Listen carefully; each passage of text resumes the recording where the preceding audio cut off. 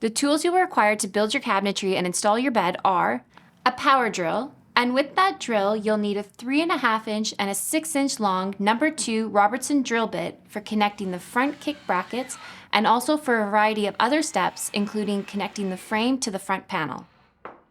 You'll need a No. 2 Phillips drill bit for mounting the easy level and also the top molding.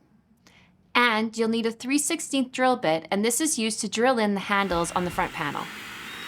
You'll need a Phillips head screwdriver to screw in the Rayfix bolts and to secure the Rayfix fittings.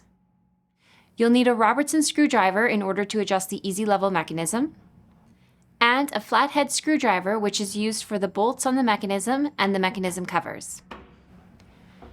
You'll need a 1/4-inch Allen key for installing bolt No. 1 onto the frame.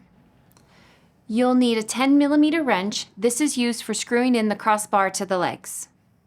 You'll need a 3/8 of an inch wrench or socket wrench, which is used to secure the corner brackets in the frame.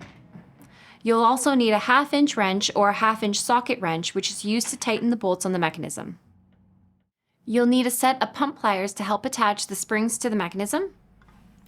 You'll need a stud finder for locating the structural members when attaching the cabinet to the wall, a tape measure and a ruler to make sure things are aligned and squared properly, and a pencil to mark down the location of the studs and other measurements. You'll need 2 quarters to act as spacers for the front panel during assembly. You'll need a rubber mallet to hammer in the Rayfix fittings, a 24-inch level for checking if the cabinet is level, and finally a stepladder to access the top of the bed cabinet. It's also a good idea to have a moving blanket or sheets of cardboard to protect the face panels and your floors during assembly.